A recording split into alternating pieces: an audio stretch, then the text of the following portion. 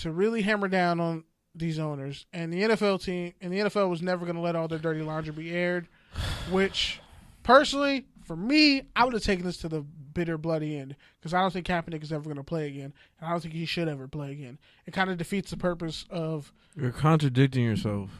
No, I'm just saying... I see what you're saying because you are saying you get both sides. You are getting both sides, but like I said, that's why I said you're saying personally you would have done it, but you understand why he didn't. I get it. Yeah, because I've literally the people I were going to sue, I went to a bunch of different attorneys and they were like, yeah, you can actually argue your own case and you'd be right, but it's not a big money case. So I can either keep doing that and chase this shit to the bitter end, or I can just move on with my life. And guess what I did? I moved on with my life. So when it comes to the Kaepernick situation, I get that he's trying to strike the NFL where it hurts the most, and he got them in their money. But I think there's going to be some negative ramifications from what he did. All right. Are you done now? Can you let me go off? But the negative ramifications for what he did, I think it's just going to be a bunch of players are going to be like, so what are we still kneeling for? Like, why are we still backing you? Because if you got this money and you can't even say certain things and you're leaving us in the dark, then you kind of just went on the take. And unless you're going to use your money and reinforce it into helping all of us who helped you, like pretty much I need to see more. I need to see what Kaepernick's next move is before I can sit up here and say, you know what, him settling was wrong. That's just me.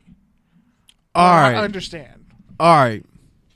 So you touched on a lot of things that have been said in the mainstream media, and a lot of things that have really kind of grinded my gears.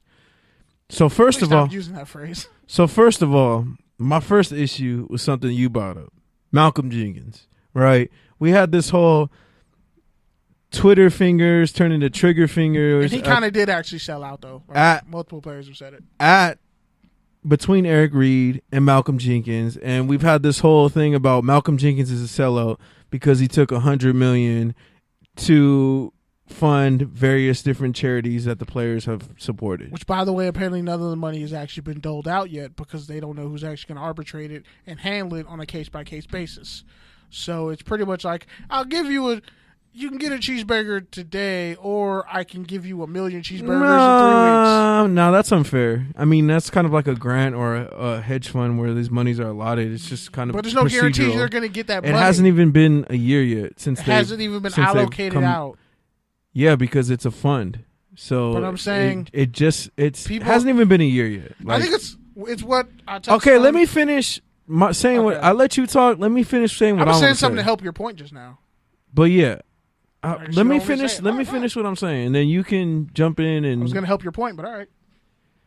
Anyways, regardless of whether the money gets spent, how it goes, wherever, whatever, the fact is there's a disconnect between what Malcolm Jenkins settled for and what the rest of the people who rode with Kaepernick to the end wanted.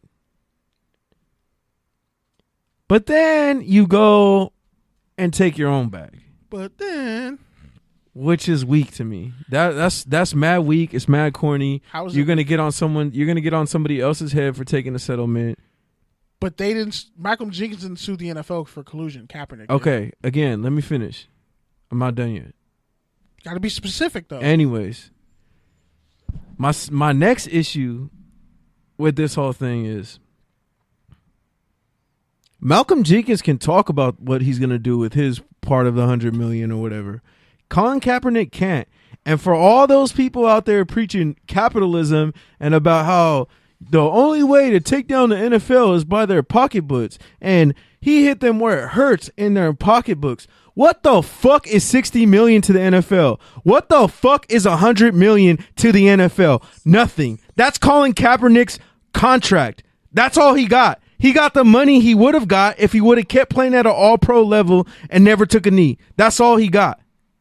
Period. He didn't hurt nobody. And guess what? He's going away quietly. That's what the NFL wants. The NFL won. I don't care that Colin Kaepernick raised all this awareness. And yeah, he made a lot of us have a lot of difficult conversations and aired out a lot of racists across the world in our job place and stuff like that. Props to him for all that. But realistically, man, like realistically, and you'll probably agree, but also disagree in the fact that, you know, one person can only do so much. But really, what did this Colin Kaepernick shit do for you? Someone who's had a gun pulled on you by police multiple times. What has it done for someone like me who's had a gun pulled on it? What about my boys? What about all these people I know who are really dealing with this shit every single fucking day? You know, it's cute to sit on a fucking knee during the national anthem and talk about equality and talk about equal rights for black people and stuff like that, especially when you're sitting in the upper class as a football player and you can afford to make that sacrifice. But how about the rest of us that don't have hope, that don't have things changing? Like, what about the rest of us? We're not going to see 60 to 100 million. In fact, we're not even going to know if Kaepernick puts that towards a good cause. We hope he will. We assume he will. But we don't know that for a fact. And further, the last thing that really pisses me off about this whole thing has been the media's reaction to it. Because a lot of the media has been like, oh, well, this was Colin Kaepernick's protest was never about the anthem. This whole thing was always about the bag.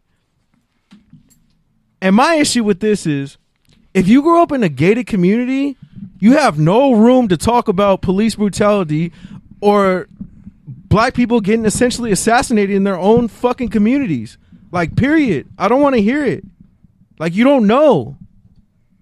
You don't know what it's like to stare at the barrel of a gun from someone you're supposed to respect and who's supposed to protect you. So, yeah, it's cute to have all these hot takes about Kaepernick. Kaepernick won. Kaepernick lost. Regardless, the cause lost.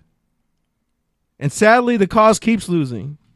And that's why we're still having these same debates and fights we've been having for 60 fucking years. And really even beyond that. Hundreds of years. And everyone wants to talk about Colin Kaepernick like he's a reincarnation of Muhammad Ali. Do not ever disrespect Muhammad Ali like that again. Because Ali never shut up until he literally could not talk anymore. He never took a bag from the U.S. government. He never got that money back that he lost from the prime of his career. You know how many great fights we missed from Muhammad Ali because he stood up for what he believed in? He wasn't just doing it for clout and social media. And the last part is, and this is really what's kind of grinding my gears, and you can go listen to when this whole thing started. You can listen to everything I said as it developed. Everything we've said and how we've covered this has been archived for a while now.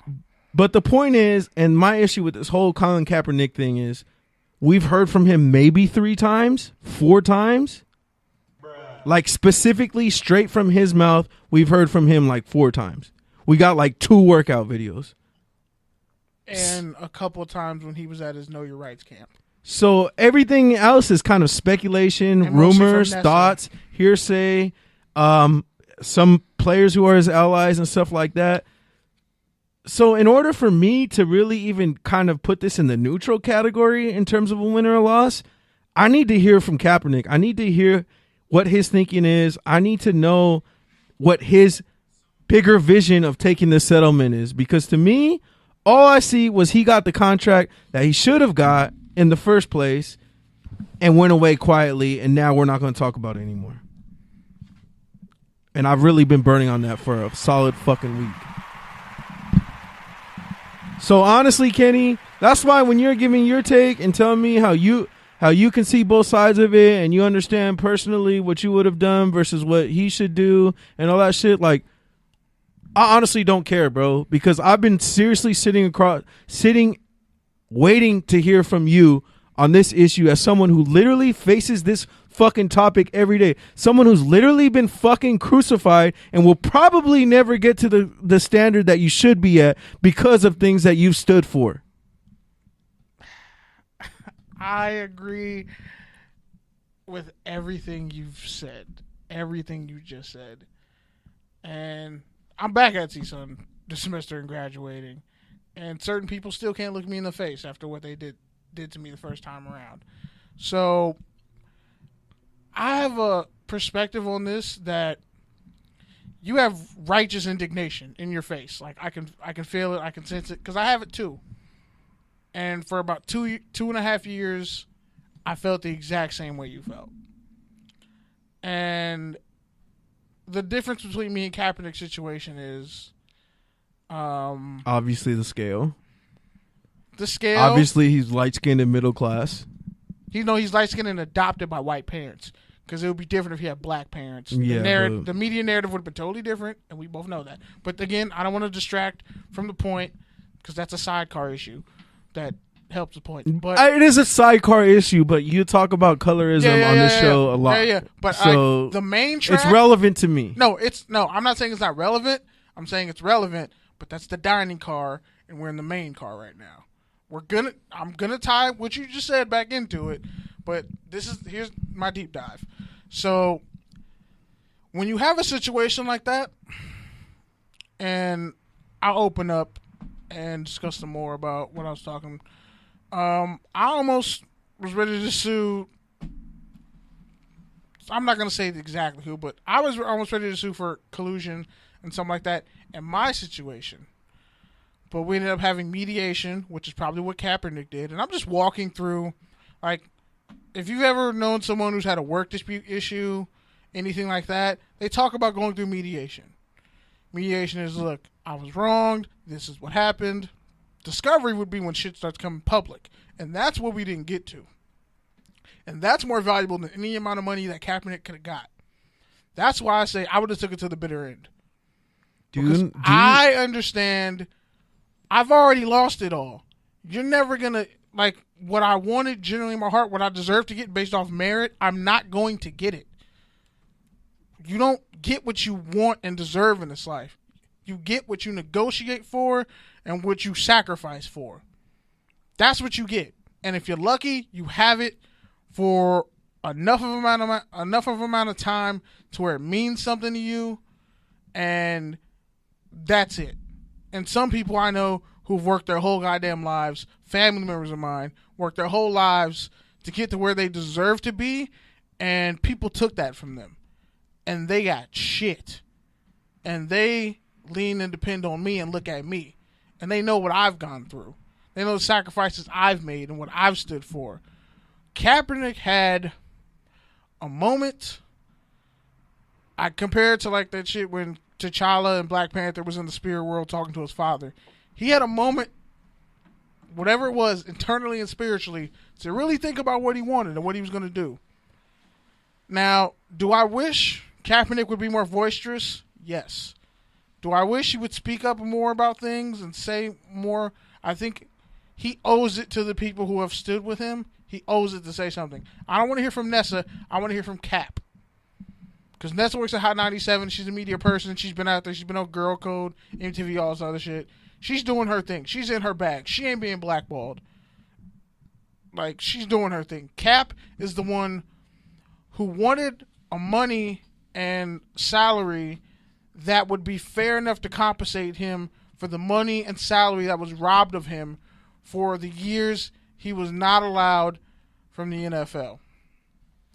My issue is, like I said, and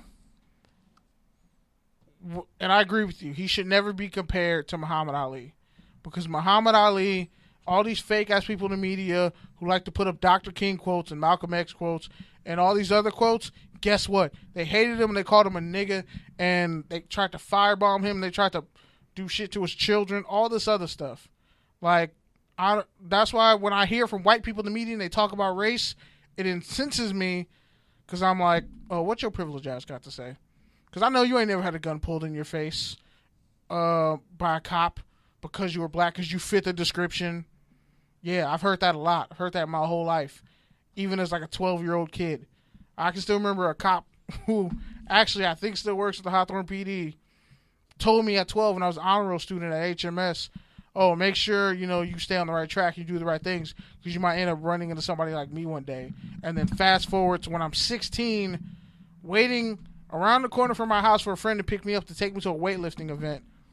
And this same cop pulls a gun on me, puts me in cuffs in front